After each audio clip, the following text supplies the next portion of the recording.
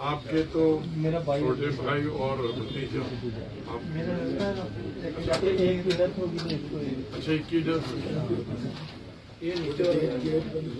अच्छा नीचे जो आपने दरवाजा नहीं खोला? दरवाजा बंद कर दिया था मैंने। अच्छा आपको लगा था कुछ 2-5 वो बच्चे थे ना दूसरे, हाँ 2 के बाद बेटा। प्रिंस किसका बेटा था? वो आए नहीं, बीमार है वो आए। यानी हस्ताल से इसलिए हमने यूज किया क्योंकि हो सकता है कि भाई आपसे कनेक्टर से कुछ कर फर्स्टली वो गए हैं प्रिंस को रोकेगा सबसे पहले का तकरीबन टाइम हुआ 7:15 इस टाइम में रात को उन्होंने जो हमारे जो स्पॉट पर ही 100 तो जनवरी में अंधेरा होता है, थोड़ा सा अंधेरा स्टार्ट हुआ था। नहीं 7 बजे पूरा अंधेरा था। उस समय जब उसके बाद फिर उन्होंने दूसरे घर में आए हैं इनके घर में। इनके घर पहले 2 वहाँ पर स्पॉट उसके बाद आए इनके घर में ससुर और इनके जो हस्बैंड थे उनको मारा। उसके बाद फिर बाकी गए नीचे वाले घर में। ये गेट के बाहर से गुट जो हमने बात हमारे गेट क्रॉस कर दिया, गुट सारे लगे हैं और बुरी तरह चली गए वहाँ। और आपको ये इंसिडेंट होता है और सुबह 10 बजे उसी घर में रात को फिर किसी को पुलिस वगैरह को इतना दिया? नहीं, रात पुलिस तो आ गई, 1 घंटे बाद पुलिस आ गई। जो हमारे जो जितने भी इंजर्ड थे उनको तो यहाँ पर डॉक्टर्स ने जो उठाया और हॉस्पिटल में ले गया। 2-3 तो वहाँ पे रात को ही होगी वो शिफ्टिंग डाटा। धन्यवाद आजाद साहब, आप आए हैं। आपने अभी पूछा कि जो 2 बच्चे मरे हैं उनकी माँ यहाँ क्यों नहीं आई। वो आपसे ये सवाल कर रही थी कि आपको 5 महीने के बाद याद किया, आपको पहले आना चाहिए। और अशोक जी आपको डिक्टेट कर रहे हैं लगातार, उनको सलाह देनी चाहिए थी कि आप वहाँ चलिए, इन लोगों के दफ्तर में शामिल हुई, क्योंकि आप एक बहुत बड़ी हस्ती हैं जम्मू कश्मीर की नहीं पूरे हिंदुस्तान की। आपके आने से इनके अंदर एक उम्मीद जगी, क्योंकि बड़ी सारी बातें हैं। ये बेचारे दुखी परिवार हैं, ये सारे लोग मेरे मेंबर हैं, हम सब विस्थापित हैं, कहाँ कहाँ आकर हम बैठे। हमने कश्मीरी पंडितों की तरह ये नहीं कहा कि हम पाक से छोड़ के चले जाएंगे। इनका आज भी ये फैसला है, चाहे आखिरी व्यक्ति तक भी हमारा मर जाए, लेकिन हम इस इलाके में नहीं छोड़ेंगे। हम यहाँ डटे हुए हैं, खड़े हैं, तो ये चाहिए था। और दूसरी बात, एलजी साहब कब आए? जब यहाँ पर डेड बॉडीज पड़ी थी, लोगों का ये कहना था कि तब तक हम अंतिम संस्कार नहीं करेंगे जब तक यहाँ नहीं आते। तब तो कोई बात हो नहीं पाई, क्योंकि कुछ लोग हॉस्पिटल में थे, कुछ कहीं थे, कुछ कहीं थे। इन लोगों की आज भी समस्याएं हैं जो हल नहीं हुई। इनके साथ जो वायदे किए गए थे वो पूरे नहीं हुए। उस औरत का ये कहना है कि मुझे नौकरी भी दे दी, पैसे भी दे दिए, लेकिन जब मैं दरवाजा खोलती हूँ मेरे बच्चे मुझे नजर नहीं आते। बिल्कुल ठीक है, कौन वापिस करेगा? तो आज तक ना वो लोग पकड़े गए। और सबसे बड़ी बात ये है, हम डिमांड कर रहे हैं कि यहाँ पर एक इंक्वायरी इस बात की होनी चाहिए कि सैनिटाइज क्यों नहीं किया एरिया को अटैक के बाद।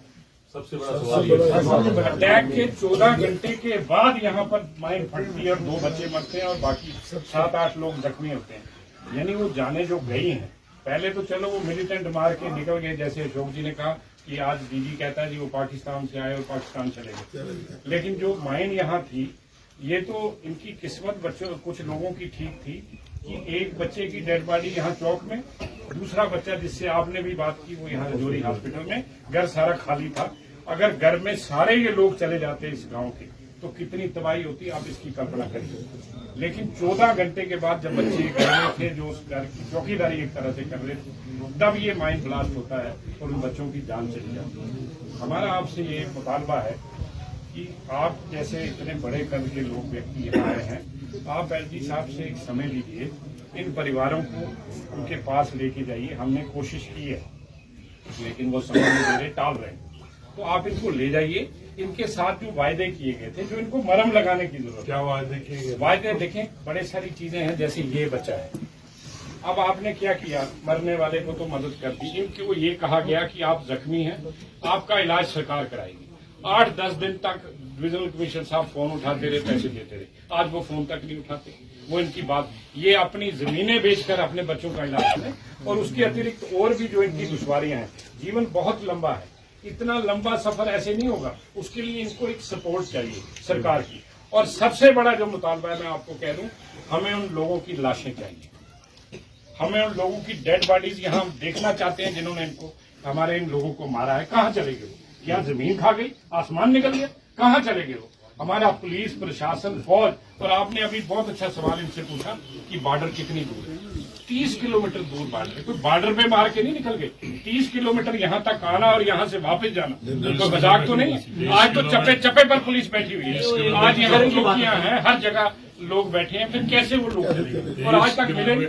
उसके बाद आप देखिए, पूरा 2 दिन दारा दुनिया में इन्होंने किया हमला, कोट रंका में किया। ये कौन लोग हैं? कहाँ छुपे को ठीक करने के लिए? और इन लोगों के अंदर इस बात की एक, ये सुरक्षा की एक बात आनी चाहिए कि हम सुरक्षित हैं। और आज भी आप देखो, आपको इनकी हिम्मत की दाद देनी पड़ेगी। इनकी जगह कोई और होता, वो अपना बोरिया बिस्तर उठाता और दिल्ली बैठ जाता, जम्मू बैठ जाता कि जनाब वहां हमारी जान को खतरा है। लेकिन ये कह रहे हैं कि ये धरती हमारी है, हम आज जहां भी बैठे। और 47 में भी पीओके में इन कोई ऐसा परिवार नहीं है जिसके 3-4 लोग वहां ना मरे। वहां भी हम मरे, और 75 साल के बाद यहाँ भी मर गए। कब जिंदगी होती कितनी, कहाँ कब जाकर हम चैन की जिंदगी जिएंगे? तो ये सारा मामला है। तो इसलिए मैं भी वहां स्पेशल वहां से आया, मुझे पता लगा आप आ रहे हैं, तो मैंने कहा चलो अपने लोगों की बात रखें। तो ये बात आपको उठानी चाहिए, क्योंकि आपके मुंह से जो बात निकलेगी, आपके समर्थन से जो बात निकलेगी, हमें पूरा विश्वास है कि भारत सरकार भी उसका संज्ञान लेगी और जम्मू कश्मीर की सरकार भी उसका संज्ञान लेगी। मिल के तो अपना शोक प्रकट किया था। मैंने तो 2 टीमें उसी दिन भेजी थी अपने साथी जो कैबिनेट मिनिस्टर्स थे। एक तो जिस दिन घटना हुई थी, और उसके बाद 2-3 दिन के बाद चिब साहब और हमारे दूसरे साथी आए थे। ये तो बहुत ही दुखदायक बात है कि इस एरिया में हर महीने कोई न कोई घटना पिछले कुछ सालों से हो रही थी। मिलिटेंसी जहां बाकी स्टेट के हिस्सों में तकरीबन ख़त्म हो गई है, लेकिन राजौरी डिस्ट्रिक्ट में दोबारा से 1-2 साल से जो घटनाएं हो रही हैं वो चिंता का विषय है हम सब के लिए और यहाँ के इलाकों के लिए। लेकिन यह है कि खौफ है, डर है यहाँ। और यहाँ सबसे ज़्यादा ज़रूरत इस वक्त है कि BDC को मजबूत किया जाए और सिक्योरिटी फोर्सेस की यहाँ ज़रूरत है जो परमानेंटली यहाँ रहें इस पूरे रीजन में। ये बड़ा रिज है और वैली जैसी है, बॉर्डर एरिया है। और दूसरी जो कहने की है कि आज तक पता नहीं चला इसके बारे में, और इंटेलिजेंस की ज़रूरत है बढ़ाने की, लोकल इंटेलिजेंस भी और आर्मी इंटेलिजेंस भी और पुलिस इंटेलिजेंस भी, कि इस तरह की घटनाएं ना हो। क्योंकि बार बार इस रीजन में घटनाएं हों तो एक तो कीमती, जिनकी कोई कीमत ही नहीं है, जानें चली जाती हैं। नौजवान, हमारे बच्चों की, नौजवानों की अब 7 जानें तो यहीं चली गई तकरीबन 24 घंटे के अंदर। वो अच्छी बात नहीं, लेकिन जो बाकी लोग भी रहते हैं वो भी डर और खौफ के साए में पल रहे हैं। इन चीज़ों में जो भी ज़रूरत होगी, मैंने यहाँ इनके परिवार के लोगों को बताया कि मैं डिफेंस में से भी यहाँ के इस रीजन की सुरक्षा के बारे में, पूरे राजौरी पुंछ के बारे में कहूँगा कि यहाँ सुरक्षा बॉर्डर पे बड़ी कड़ी रहनी चाहिए, ताकि कोई भी आतंकवादी बाहर से यहाँ ना आ पाए और इस तरह की घटना करके वापस न चला जाए। और वेपनरी यहाँ इतनी होनी चाहिए कि कोई आ भी गया तो वो फिर उसका इलाज होना चाहिए। इस तरह से नहीं कोई, ये तो कोई जवाब नहीं आया था पार से मार के फिर पार चला गया, तो फिर तो हर वक्त 1 दफ़ा 2 दफ़ा 3 दफ़ा बच के चला जाएगा, वो तो फिर कहेंगे चलो बच के हम आए थे। तो बहुत सारी चीज़ें करने की हैं जिसको मैं सब टेलीविज़न पे ये मीडिया के लिए नहीं कह सकता हूँ। कई चीज़ें हैं जो गुप्त करने की चीज़ें हैं, जो मैं सिर्फ माननीय रक्षा मंत्री जी से और यहाँ के गवर्नर साहब से, क्योंकि गवर्नर ही इस वक्त सब लॉ एंड ऑर्डर उन्हीं के हाथ में, उनसे भी बात करूँगा।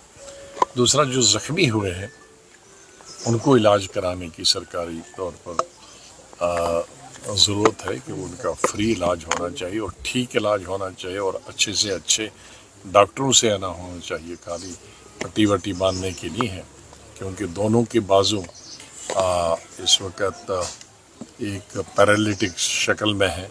तो अगर अच्छे इलाज हो, अच्छे ऑर्थोपेडिशियन हो देश के, तो वो दोनों ठीक हो सकते हैं। और जो ज़ख्मी और ज़्यादा हुए हैं उनको भी कंपनसेशन ज़्यादा देने की ज़रूरत है। सर G20 जो संपन्न हुआ है, क्या कहेंगे, किस तरह का मैसेज दिया है सर? हमने बता सर दिया। पार्लियामेंट में जो लेकर विवाद,